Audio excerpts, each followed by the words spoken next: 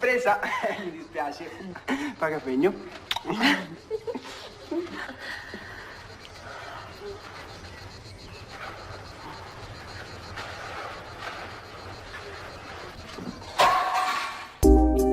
Chào mừng các bạn đã quay trở lại với kênh Dojin. Các bạn thân mến, The Second Wife là một phim năm 1998 của Ý do Ugo Cetti đạo diễn.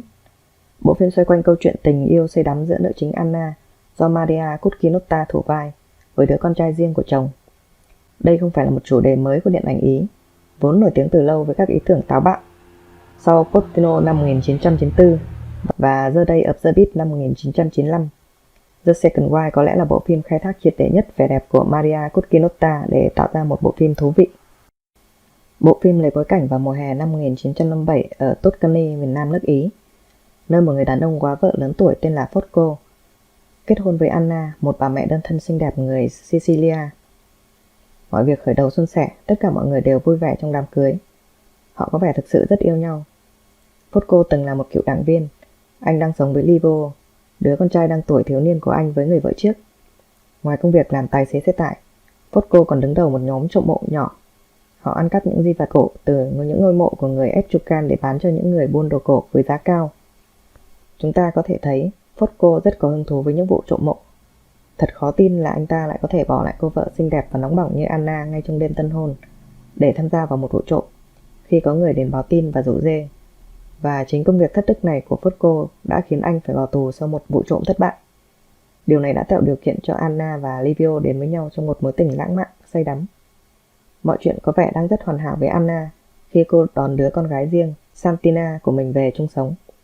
Cả Fosco và Livio đều chấp nhận và rất yêu quý Santina. Santina cũng hòa đồng rất nhanh với cha và anh trai kế. Ngoài ra, Anna còn nhận được sự giúp đỡ và sự hỗ trợ rất lớn từ người chị dâu, Fernanda. Cô nhanh chóng tìm được chỗ đứng của mình trong xã hội địa phương. Nhờ đó, cô có can đảm, bắt đầu đòi hỏi nhiều hơn đối với chồng để bảo vệ Livio, một cậu bé nhút nhát và khép kín, đang trên đà trưởng thành và mở lòng đón nhận cuộc sống, nhưng thường có xích mích và chịu bạo hành từ người cha độc đoán do những khác biệt về tính cách. Livio thường xuyên lui tới một nhóm bạn nhỏ hơn cậu, và trong đó có Seta, một cô gái xinh đẹp nhưng có phần chậm phát triển, người luôn quyến rũ cậu một cách vô ích, khi mà trong mắt Livio hiện giờ chỉ hướng đến người mẹ kế trẻ tuổi. Lợi dụng việc Fosco phải ngồi tù trong một thời gian, Livio dần trở nên quen thuộc hơn với Anna và cố gắng dụ dỗ cô, nhưng Anna sớm nhận ra sự chú ý của anh và từ chối anh một cách phẫn nộ. Rõ ràng Livio là một thiếu niên rất đẹp trai và Anna đã phần nào bị thu hút bởi sự dịu dàng của chàng trai. Ban đầu cô ấy vẫn từ chối anh ta, nhưng trước sự tán tỉnh với một cường độ gần như điên cuồng của Livio, Anna dần trở nên nhượng bộ và bắt đầu tham gia một mối tình đầy sai trái và vô trách nhiệm. Tuy nhiên, chuyện tình vụng trộm của họ đã bị Seta, cô gái luôn thầm yêu và theo đuổi Livio, phát hiện. Và trong sự ghen tuông và tức giận, cô đã đem câu chuyện kể lại cho Fosco khi anh ta ra tù. Fernanda cũng phát hiện ra điều đó. Cô đã áp đặt quy tắc im lặng cho Anna. Tuy nhiên, Fosco hoàn toàn tha thứ cho họ. Để rồi 2 năm sau đó, Livio hoàn thành nghĩa vụ quân sự và trở về để đính hôn với Antonella, một cô gái xinh đẹp và giàu có trong vùng. Như vậy, đây là một trong số ít những bộ phim nói về những cuộc tình vụng trộm và trái đạo lý lại có kết thúc tốt đẹp. Tất cả những điều này có được là nhờ sự rộng lượng của Fosco. Đây thật sự là một điều bất ngờ, bởi với tính cách độc đoán và nóng nảy của anh ta, tôi đã nghĩ rằng sẽ có một cơn thịnh nộ hoặc xung đột bạo lực nào đó xảy ra. Nhưng hoàn toàn không có gì xảy ra sau đó.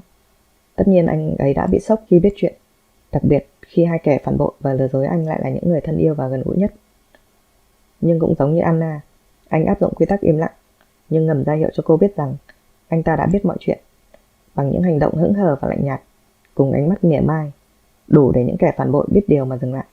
Sau đó trong thâm tâm, anh từ từ cố gắng tha thứ cho con trai để lấy lại tình cảm của mình. Mặt khác, đối với vợ, anh quyết định khôi phục lại cảm giác ân ái đã mất, với thái độ rất rõ ràng và dứt khoát. Thật sự không nhiều người đàn ông có thể làm được như vậy. Nó đòi hỏi một sự khoan hồng và rộng lượng rất lớn. Không phải bàn cãi gì về vẻ đẹp của Maria Cutchinotta trong bối cảnh một ngôi làng miền quê buồn tẻ và nhàm chán, thì vẻ đẹp của cô chính là nhân tố chính tạo ra sự thu hút của bộ phim. Không cần những bộ đồ thiếu vải, Cutchinotta vẫn cực kỳ khiêu gợi với cách ăn vận đầy đặn trong những bộ đầm thấp của thập niên 50, cùng với dáng người gợi cảm và luôn luôn được che đậy dưới một lớp mồ hôi bóng nhẫy. Cutchinotta đã khiến bộ phim trở nên gợi tình hơn lúc nào hết. tài năng của Kukinota là không thể phủ nhận. Ngoài các bộ phim của Ý, chúng ta cũng thấy cô xuất hiện trong bộ phim The World Is Not Enough, một trong những loạt phim về điệp viên 007 James Bond năm 1999, một năm sau bộ phim này. Đáng tiếc vai diễn của cô chỉ là một vai phụ và chỉ xuất hiện trong vài phút ngắn ngủi. Ngoài Maria Kukinota, dàn diễn viên còn lại cũng thể hiện rất ổn và được đạo diễn tốt. Lazar Ristovsky hoàn toàn phù hợp với vai người cha độc đoán và nóng tính nhưng giàu lòng vị tha. Jojo Noe thì quá đẹp trai, còn Patricia Coti cũng thể hiện được về hình ảnh một người chị dâu gần gũi và dễ mến. Ok, đến đây là đủ rồi. Cảm ơn các bạn đã theo dõi. Tạm biệt và hẹn gặp lại các bạn trong các video tiếp theo.